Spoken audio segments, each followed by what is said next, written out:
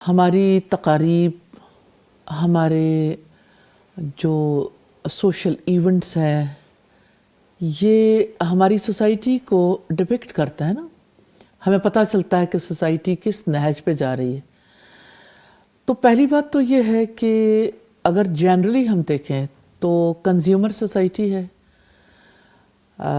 جس سوسائٹی کو احساس نہیں ہے کہ سرمایہ کہاں انویسٹ ہونا چاہیے اور سرمایہ کی کیا قدر و قیمت ہوتی ہے، اور اس سرمایہ سے کس طرح سے معاشرتی اور معاشی ترقی کے لیے کام انجام دیے جا سکتے ہیں. اس سوسائٹی کے اندر دوسری چیز جو نظر آتی ہے وہ دنیا کی محبت ہے. دنیا کی محبت اس قدر بڑھ چکی ہے اور باہم ایک دوسرے پر فخر جتانا اور ایک دوسرے سے سبقت لے جانے کی کوشش کرنا، جو کہ سبقت کا میدان نہیں ہے. دنیا کے ترقی یافتہ ممالک نے یہ میدان چھوڑ دیا کہ ایک دوسرے پر مالی اعتبار سے، ایک دوسرے پر یعنی مانیٹری ٹرمز میں فخر جتانے کا معاملہ کیا جائے.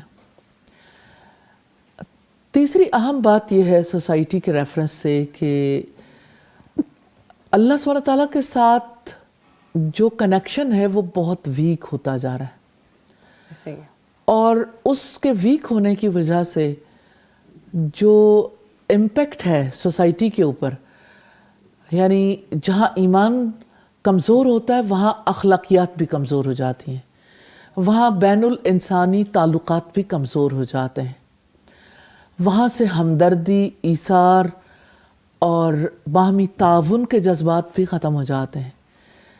اور ایسی سوسائٹی میں خصوصی طور پر جو تبدیلی آتی ہے وہ یہ کہ طبقاتی کشمکش شروع ہو جاتی ہے.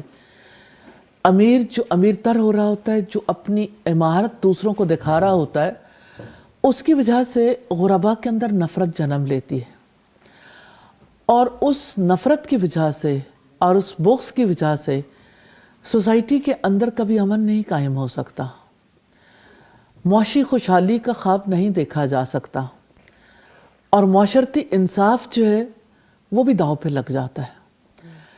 سوسائٹی ایٹ سٹیک چلی جاتی ہے، بے حسی، سنگ دلی بڑھ جاتی ہے، اور جس کے نتیجے میں پھر قتل و غارت گری، جس کے نتیجے میں گھریلو ناچاکیاں، جس کے نتیجے میں اوورآل سوسائٹی کے اندر ایک بڑی تبدیلی آتی. کوئی ایک مارکی بک کراتے ہوئے یا وہاں پہ تقاریب کا انعقاد کرتے ہوئے کبھی سوچتا ہے کہ میں اللہ سبحانہ تعالیٰ کے آگے جواب دہ ہوں، میں ایک سوسائٹی کا فرد ہوں، جس سوسائٹی کی یہ صورتحال ہے کہ دنیا کی نظروں میں وہ فقیر ہے، انڈیویجولی بھی اور قومی اعتبار سے بھی. کبھی کسی نے سوچا کہ اس سرمایہ کی اس ملت کو اور اس قوم کو کتنی ضرورت ہے، اور یہاں لگنے والا سرمایہ خاک ہو رہا ہے، اور صرف خاک نہیں ہو رہا، اس کے منفی اثرات جو ہیں وہ پورے طریقے سے سوسائٹی پر مرتب ہو رہے ہیں. اور جو یہ سلسلہ آگے کی طرف جائے گا، اور یہ رک نہیں رہا، آگے بڑھ رہا ہے، بڑھتا جا رہا ہے، تو جتنا یہ آگے کی طرف جائے گا اتنا ہی سوسائٹی جو ہے وہ بدامنی کا شکار ہوگی، اتنا ہی زیادہ سوسائٹی جو ہے اس میں طبقاتی فرق آئے گا، اور طبقات ایک دوسرے کے خلاف باہم برسرے پیکار ہو جائیں گے، اتنا ہی زیادہ قومی اعتبار سے سرمایہ کا نقصان ہوگا، اتنا ہی زیادہ قوموں کے درمیان ہماری عزت مجروح ہوگی، اتنا ہی زیادہ اللہ سبحانہ تعالیٰ کے آگے یعنی ہم مجرم کی حیثیت سے پیش ہوں گے. سادہ آپ نے شروع میں ایک بات کہی کہ سبقت لے جانا چاہتے ہیں. اچھا، قرآن بھی ذکر کرتا ہے، یعنی انسان کی جبلت میں تو ہے وہ کہیں سبقت لے جانا چاہتا ہے، اور پھر اللہ تعالیٰ نے مقابلے کا میدان بھی دیا. شاید ہم نے اپنا مقابلے کا میدان بدل دیا. اس میں کوئی شک نہیں ہے. بات یہ ہے کہ مقابلے کا میدان کسی کے لیے کس اعتبار سے طے پاتا ہے. یا تو کوئی خود طے کرے گا، یا اس کو بنانے والا طے کرے گا، یا سوسائٹی طے کرے گی. اس وقت جو صورتحال ہے مسابقت کے میدان کی، یہ یعنی انسان خود طے کر رہے ہیں نا. اور अपनी सोसाइटी के लोगों से इम्प्रेस हो रहे हैं। अब अगर सोसाइटी अंबानी बनने की कोशिश करेगी तो नेचुरली यानी किसी कौम के फ़र्द को अपने कौमी ज़िया का एहसास है, वो जानता है कि मैंने अपना सरमाया लगा के क्या चीज़ अचीव करनी है। लेकिन हमारे यहाँ इस बात का किसी को एहसास नहीं है कि सरमाया लगा के हम क्या चीज़ है जो अचीव करने जा रहे हैं। नाम कमाना चाहते हैं, बेनाम होने वाले, कितना अरसा नाम रह जाएगा। और ये नाम का कोई मैदान है? नाम का मैदान तो और था। नाम का मैदान तो ये था कि आप अपनी मिल्लत के लिए, अपनी उम्मत के लिए कुछ करते हैं। आप अल्लाह की बंदे होने के हैसियत से नाम कमाते हैं। बंदगी में कोई नाम कमाए तो बात है, अपनी अखलाकी खुसूसियात में कोई नाम कमाए, इल्मी एतबार से कोई नाम कमाए, कौमी एतबार से नफ़ा पहुंचाने वाला हो, इस एतबार से। अब देखें दुनिया की कौमों में नॉन बिलीवर्स भी कौमों के हक़ में मुखलिस हैं, बिल्कुल है, और वो वैल्यू उन चीज़ों को करते और वैल्यू करते हैं।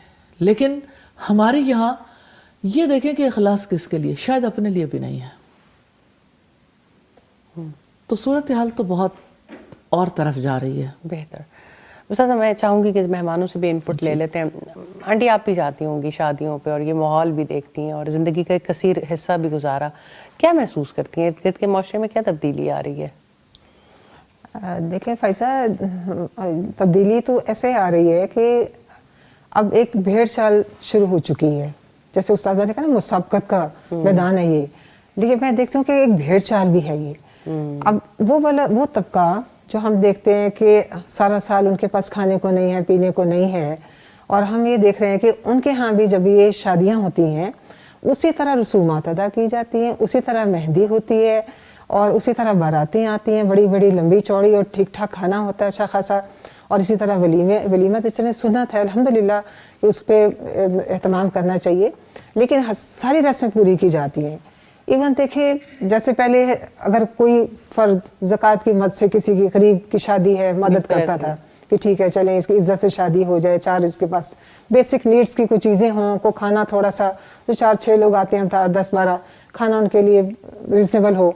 लेकिन अब ये है कि वो तमाम रसूमात उनके यहाँ अदा की जाती हैं। तो मैं ये कई दफ़ा कहती हूँ कि भाई आप ज़कात देने से पहले ये भी सोच लिया करें, अगर आपकी ज़कात से कोई मूवी बनवा रहा है या लंबी चौड़ी बारात लेकर जा रहा है, या ये है कि वहाँ पे कुछ ऐसी हो रही हैं, मेहंदी की रस्में हो रही हैं जहाँ पे नाच गाना हो रहा है, तो फिर ये बताएं कि वो ज़कात हमारी कहाँ लगेगी।